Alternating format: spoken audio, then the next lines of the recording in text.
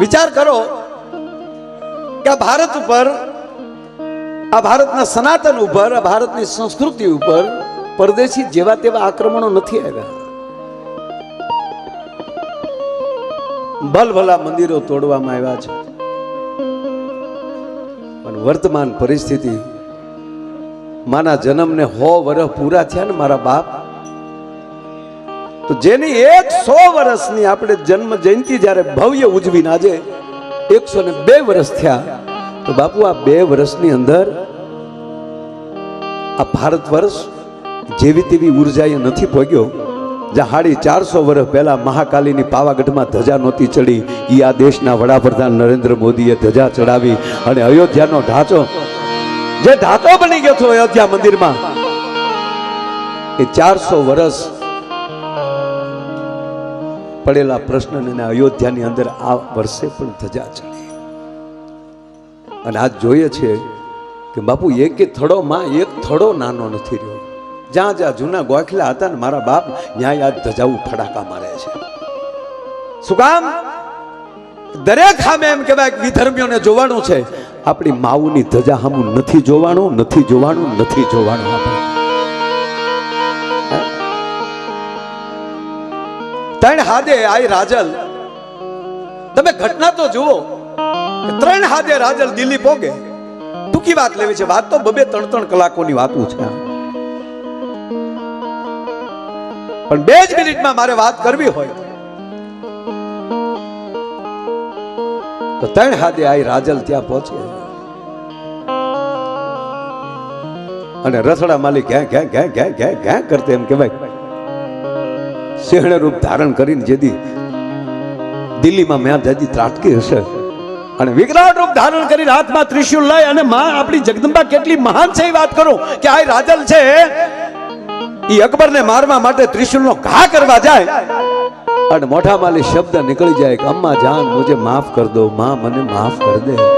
સાહેબ હોઠે ત્રિશુલ અટકી ગયો કે એ મૂર્ખા, તને મારવા આવી હતી, પણ તે મને માં કીધી ને હવે મારું તો માતૃત્વ લાજે.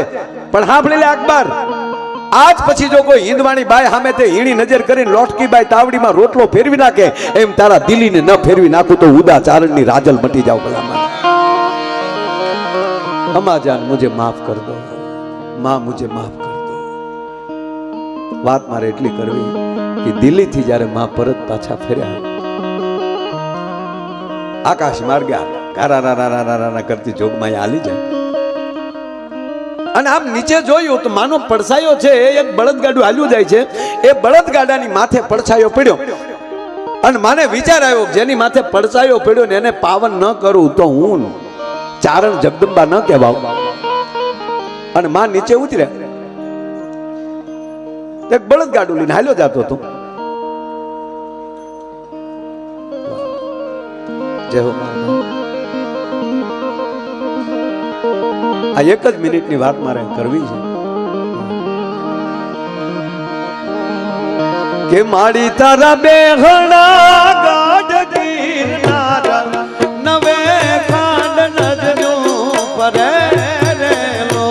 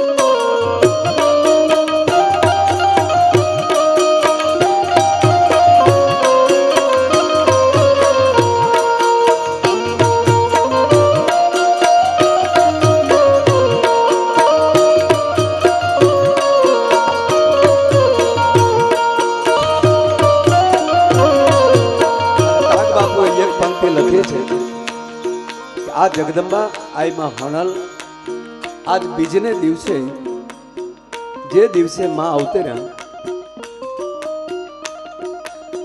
અને આ દિવસે એક જ નિયમ લેવાઈ જાય, કોઈ મારી બળજબરી નથી પણ કલ્યાણ થાય. માની કૃપાથી બોલું છું.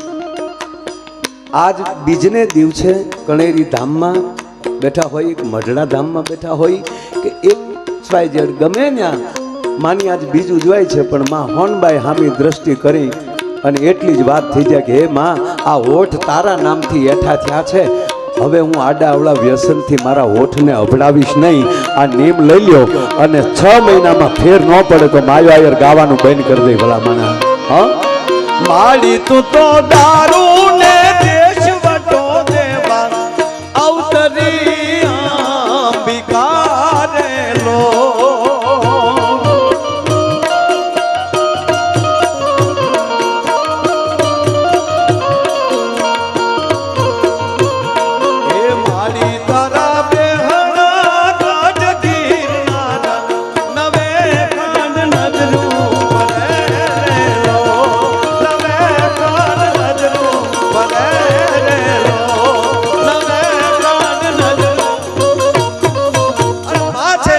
આકાશ માર્ગે નીકળ્યા ગાડા ઉપર એમ કહેવાય કે પડછાયો પડ્યો અને માં એમ કહેવાય કે વગડામાં નીચે ઉતર્યા. ધ્યાનથી એક માના ચરણમાં વાત મૂકું છું. નાનું સ્વરૂપ, બાળ સ્વરૂપ, લોબડી ઓઢી છે, કેડાને કાંઠે માં ઊભા છે અને ગાડા ખેડું આમ ધીમો ધીમો ધીમો ધીમું ગાડું હાલ્યું પણ માં જાણે દારિદ્ર્યનો ઢગલો જાતો હોય. લગર વગર લુગડા, બે હાટુભાઈ ને નો ભડે એવા બે બળદ નોખું નોખું તાણે જાય છે.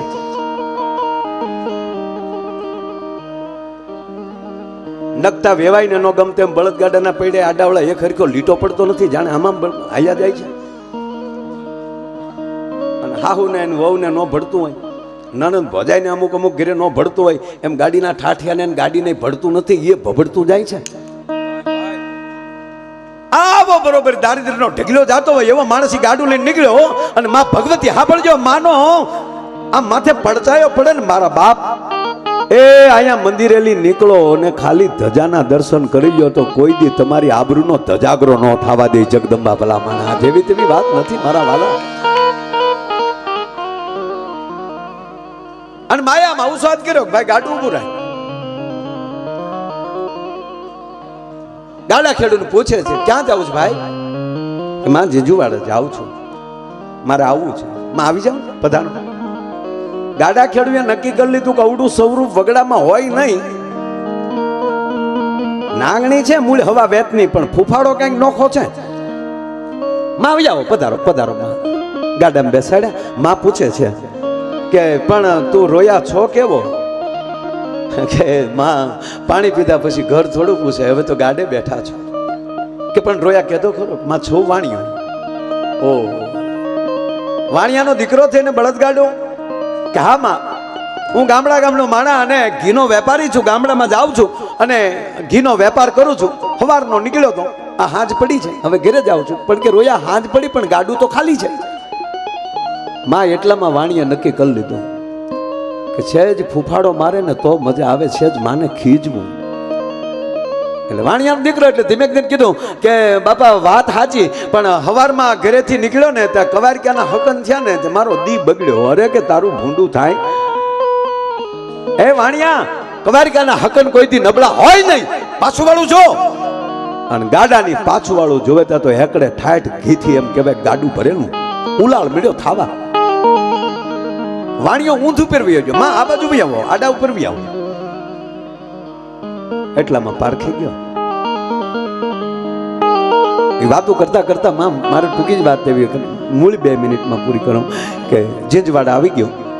બળદગાડું ઊભું રાખ્યું અને વાણિયા કીધું માં જીંજવાડા આવી ગયું, કે ઉતરી જાઓ. કે માં તને ઉતરવાનું ન કહેવાય, તને ઘરે ન લઈ જવાય. તો હું શું કરું કે આ પાદર ને પાણે ઘડીક બેહે ને તો મારા બાયુ છોકરાને લેતો આવું, જેથી કરીને તારા દર્શન કરી લે, એ તો અમારો આળખો સુધરી જાય. માં, આ ઘડીક પાદરને પાણે બેહીને મારી માં ઘડીક બેહીને મારા છોકરાને લેતો આવું. પણ વાણિયા મોડું ન કરતો, મારે મોડું થાય. આ તો વાણિયા રોય પડ્યો, તારે મોડું થાય? કટ દિલી, કટ આગરો, કટ સરાવડો સફેદ, તો તને હાથે દિલી ભોગતી હો. પણ હવે માં જે થાય, પણ તું, તને વિનંતી કરું, પગે લાગુ, ઘડીક આ પાદરને પાણે બેહજે. પણ વાણિયાનો દીકરો ને ગામનું કલ્યાણ કર્યો, ગામને પાદરને પાણે બેહાડ્યા. પણ જેવો માઈ ઘરે ગયો ને, તો જેટલા ઘર આડા આવતા ગયા, જેટલા માણસ હાથ આવતા, એને કહેતો જાઓ ગામને જાપે, માં આવ્યા છે, દર્શન કરજો, માં આવ્યા છે. ગામ ઉમટ્યું. વાણિયો ઘરે ગયો, નાયો ધોયો, કપડા નવા પહેર્યા, છોકરાને એને તૈયાર કર્યા. પણ માં ઘાઘા થઈ ગયા. આખું ગામ આવ્યું કે પાનાચંદ શેઠ ક્યાં મર્યો, પાન્યો ક્યાં ગયો, આ રોયો પાન્યો ક્યાં ગયો. કરોડો માણસ આવે, પણ માની જીભ ઉપર એક તમારું નામ થવું જોઈએ. બધા પણ બોલો, હજી કેમ ન આવ્યો, હજી એક મારો દીકરો કેમ ન આવ્યો, એવા વાલા થઈ જજો ને પછી જોજો જીવન જીવવાની મજા આવે. ભલા માણસ, હજી મારો દીકરો કેમ ન આવ્યો. તા તો પાનાચંદ શેઠ ડોકમાં ખેંચ, દીકરાની વહુ પોતાના ઘરના, હાલો બાજુ, હાલો બાપા, કુળદેવી થવાના છે, લે હાલે લે, આપણા કુળદેવી થવાના છે. એટલે પાનેચંદ, હા માં, મારા ગામમાં તમે આવો અને મારા ગામનો જણ કે કોઈ વ્યક્તિ બાકી રહી જાય તો એ મારી નબળાઈ કહેવાય. આજ આપ પધાર્યા અને મારું ગામ જો પાવન ન થાય તો માં મારામાં થોડીક ઢીલક કહેવાય. એટલે માં થોડો મોડો આવ્યો, પણ માં એ માને મારા ગામના બધાનું કલ્યાણ થયું. કે પાન્યા તારી ચતુરાઈ ઉપર હું ઓળઘોળ છું, માગ મારા દીકરા, શું આપું માગી લે. પાનાચંદ શેઠ માગ્યા તારે જે જોતું હોય. તેથી પાનાચંદ શેઠ પોતાની વૈષ્ણવી પાઘડી ઉતારી એટલું માં પગે લાગીને એટલું કીધું, માં તે આપવું થયું બધું આપી દીધું, મારે ગાડે બેઠી છું માં, માગવાનું શું હોય. પણ માં માગું એટલું કે આ જે પાણે બેઠી છો એ પાણે આવીને જેદી પુકાર કરું તેદી હાબદી થાજી, આ તારા બહેણાની લાજ રાખજે. આ પાણે આવીને પુકાર કરો તેથી ભગવતી તું આવીને હોકારો દેજે. સાહેબ પછી વાણિયાની 3-4 પેઢી વહી ગઈ પાનાચંદ શેઠની. માથેલી 50-100 વર્ષ માથેલી ગલથોલિયા ખાઈને વયા ગયા. અને એમાં નવાબી સત્તા આવી.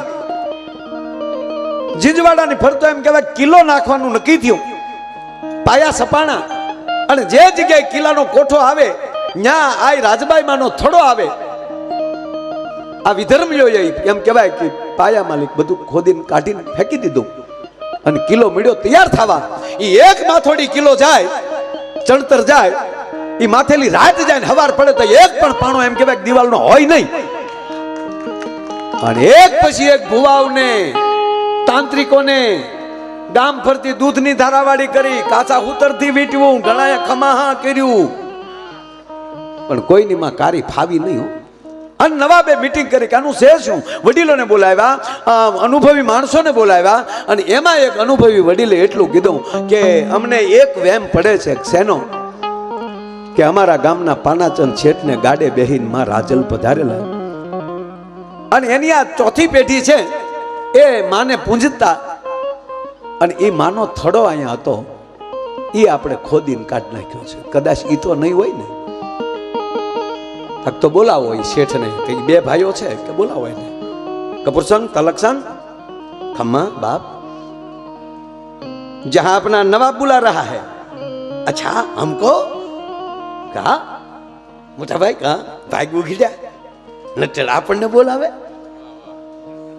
ડાયા ને પણ જો જેવો મોટા ભાઈ બોલવા આમ ફેર ન પડે નવાબના દીકરા છેટડી જાય. આવ્યા જય શ્રી કૃષ્ણ ચલામ, જય શ્રી કૃષ્ણ ચલામ, જય માતાજી, જય માતાજી. હા હવે આવ્યો લાઈનમાં. બાપા બોલાવાનું કારણ કે અમે સાંભળ્યું છે કે તમારા દાદાને ગાડે બેસીને માં આવેલા ને અહીંયા થોડો હતો, અમે પૂછતા ને અમારી માં હતી. પણ હવે તમે કાઢી નાખ્યા, તમે નવાબના દીકરા, અમારે કંઈ કહેવાય ને, ભૂલ થાતી માફ કરજો. હાડું છું અમારે પૂંજવા માંડ્યા. ભલે ભલે બાપા, ભલે ભલે. અરે ભલેના દીકરા, આ કિલો નથી થતો, અમે થોડા પાડવા આવીએ, ન થાય. વાણીએ કીધું મનમાં કે દીકરા તને માના પરસા નહીં મળ્યા હો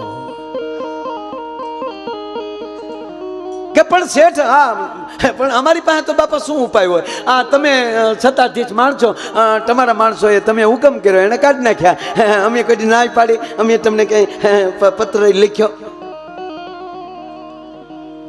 હિસાબ કિતાબ હોય તો અમે કરીએ કે, પણ મનમાં કહે છે કે તારો હિસાબ તો જોગમાયા લઈને બેઠી છે. શેઠ કાંઈ ઉપાય? એક ઉપાય છે. મોટા ભાઈ કહેવાને કે નવાબ ઉપાય જોવે છે એટલે તો બોલાવ્યા આપને. તો સાંભળ, रामायण वाचिस कि हमने सुना है, जरूर सुना है, हम उसका अभ्यासी है. तो ये तो खबर है ने मां जानकी નું અપહરણ રાવણે કર્યું અને માं जानकीને લંકામાં લઈ ગયા. હા, અને પછી રામ ત્યાં સેના લઈને ગયા. બોલો નવાબ કે પણ ક્યાં જીંજવાડા, ક્યાં લંકા? સાંભળવું? હા હા સાંભળવું સાંભળવું.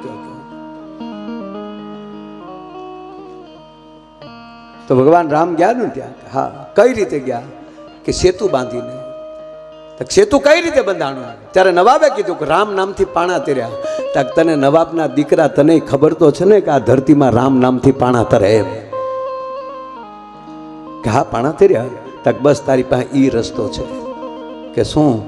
તે અમારી આઈ રાજલમાંનો એક થડો કાઢ્યો અને હવે તારી પાસે દીકરા એક રસ્તો છે કે તારા કડિયાને હુકમ કરી દે કે આ કિલ્લાના જેટલા પથ્થર મુકાય એ પથ્થરે પથ્થરે લખાવાનું ચાલુ થઈ જાય, જય ઉદાની રાજલ, જય ઉદાની રાજલ, જય ઉદાની રાજલ. ને પછી કાકરી પડે તો મને કહેજે.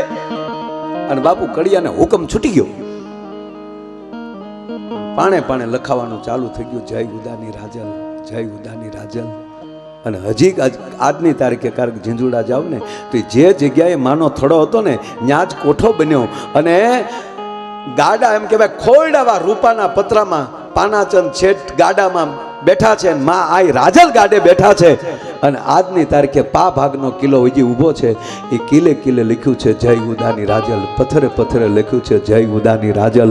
મારો કહેવાનો સૂર એ છે એમ આપણા શ્વાસે શ્વાસે જય હોનલ, જય હોનલ, જય હોનલ જેથી બોલવા મળશે ને તેથી મને નથી લાગતું કે આપણને જમ લેવા આવે. અખિલ બ્રહ્માંડના માલિકને આવવું પડે કે આ તો માનો દીકરો છે, અને જમડા ન મુકાય, અને જમડાની બીક ન હોય. અને એવી માં જગદંબા એમની જે આજે હોનલ બીજ અને હયું જ્યારે એમ કહેવાય કે દળાય છે ત્યારે એની વચ્ચે હું પણ તમારી વચ્ચે આવીને છે બોલી શક્યો એનું મને ગૌરવ છે. અને ફરીવાર અહીંયા બેઠેલા તમામના ચરણોમાં કોટી કોટી વંદન કરી અને બધાઈને હોનલ બીજની ખૂબ શુભકામના સાથે બોલીએ હોનલ માત કી, કંકુ કેસર માત કી, આયાવાડની મોગલ માત કી, દ્વારિકાધીશ કી, ભારત માતા કી. ધન્યવાદ, આભાર. જય શ્રી રામ.